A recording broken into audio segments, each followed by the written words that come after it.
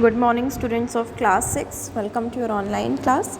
तो last term पे हमने फ्रीडम के कुछ पैराग्राफ को समझा था, इसके बारे में पढ़ा था। आज हम इसके आगे की क्लास को कंटिन्यू करते हैं। A constant stir of movement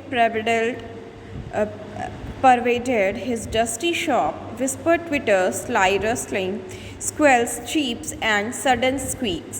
Small feet scampered in frantic, frantic circle, frightened, bewildered, blindly seeking across the shelves, pushed, pulsed the endless flicker of life. The place smell of confident flesh, but the customer who came in said, यहाँ पे बताया जा रहा है कि जो उनकी shop थी वो कैसी थी। तो जो मिस्टर पर्सल थे उनकी शॉप बहुत पुरानी थी, जिसकी वजह से वो थोड़ी सी धूमिल दिखती थी। उसके ऊपर एक धूल का पूरी परत थी, जैसे हल्की हल्की जो ट्विटर्स थे वो विस्पर्ड कर रहे थे, स्लाई रस्टलिंग, अजीब सा शोर था, स्क्वील्स यानी कि बहुत ज़्यादा सरसराहट थी, चीप्स यानी कि चिल्ला रहे थे, एंड सडन स्क्वीक्स, और वहाँ पे अजीब अजीब सी कुछ अचानक से आवाज़ें आ रही थी। स्मॉल फीट स्कैम्पर्ड इन फ्रैटनिक सर्कल, फ्राइटेड यानी कि वहाँ पे अगर अचानक से कोई आएगा तो वहाँ पे डर जाएगा।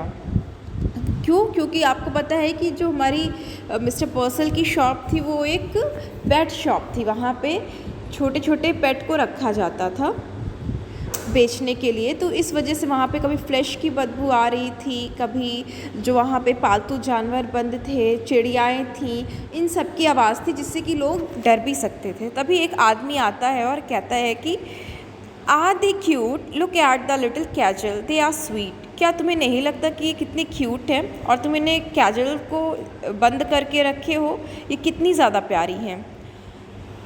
And Mr. Purcell himself would smile and briskly rub his hand and emphatically bob his head. Mister पर्सल जो थे वो हंसते हैं और ब्रिस्कली रब यानी कि अपने हाथ को वो तेज़ी से रब करते हैं और अपने हेड को इम्फेटिकली यानी कि थोड़ा सा वो अपने सर को हिलाते हैं और वहीं पर बैठ जाते हैं। ये हमेशा का था। Each morning when the routine of opening his shop was completed, it was the proprietor's custom to perch on a high stool behind the counter, unfold his newspaper, and pompously digest the day's news. As he read, he would smirk, frown, reflectively purse his lips, knowingly lift his eyebrow, nod his grave agreement. He read everything, even advice to Loveland and the minutely detailed columns of want ads. तो क्या था, रोज़ सुबह जो mister पर्सल थे उनका क्या काम था, अपनी दुकान को जब वो खोल चुके होते थे उसके बाद वो एक बड़ा सा स्टूल लेते थे और जो उनका काउंटर था उसके पीछे अपने स्टूल पे चढ़ के बैठ जाते थे, न्यूज़पेपर को अनफोल्ड करते थे यानी उसको खोलते थे और उसको पॉम्पोसली डाइजेस्ट यानी कि ऊपर से लेकर नीचे तक देखते थे और उसको एक एक न्यूज़ को वो पढ़ते थे बहुत ही इंटरेस्ट लेकर। जब जैसे जैसे वो न्यूज़ पढ़ते थे वैसे वैसे उनकी जो फेस का जो एक्टिविटी होती है उसको वो चेंज करते रहते थे। जैसे कि स्मग, कभी कभी वो बहुत ही अचानक से देखते थे कोई चीज़ें, तो अपने फेस की वो एक्टिविटी चेंज करते रहते थे। क्या है स्मर्क, यानी कि बहुत अजीब तरीके से उसको देखते थे और हंसते थे। किसी एक न्यूज़ को वो बार बार पढ़ते रहते थे। अपने दोनों जब न्यूज़ को पढ़ते थे तो अजीब सी हंसी देते थे, अपनी आँखों को बना लेते थे, अपने जो होंठ थे उसको वो फुसफुसाते रहते थे यानी कि उसको आपस में वो रगड़ते रहते थे। ये इनका रोज़ का था।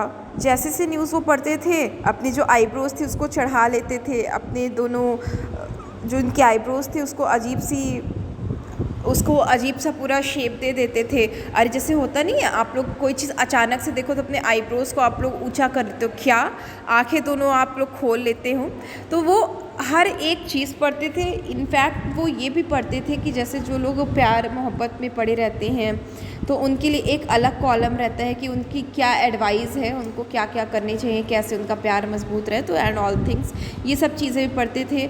इनफैक्ट वो ये भी पढ़ते थे, जो एड्स होते थे, लोग अपने ऐड छाप देते थे, जैसे आपका कार का ऐड हो गया, बाइक का ऐड हो गया, या फिर एक बिस्किट नमकीन का कुछ भी ऐड हो गया, तो वो उन सब ऐड को भी पढ़ते थे। It was raw blustery day, wind gusted against the high plate glass window. Smoke filmed the wintry city, and the air was grey with the pallor of frost. Having completed his usual task, Mr. Purcell again mounted the high stool and unfolded his morning paper. आज के दिन के बारे में बात हो रही है। तो आज का जो दिन था वो बहुत ही ब्लस्टरी डे था, यानी कि बहुत ही हवा चल रही थी, जैसे आपकी गर्मियों में होती नहीं कि धूल के साथ हवा चल रही थी, और जो हवा थी वो इनके जो विंडो थी उस पर बार बार आकर विंडो से लग लग के उल्टा जा रही थी, अगेंस्ट जा रही थी।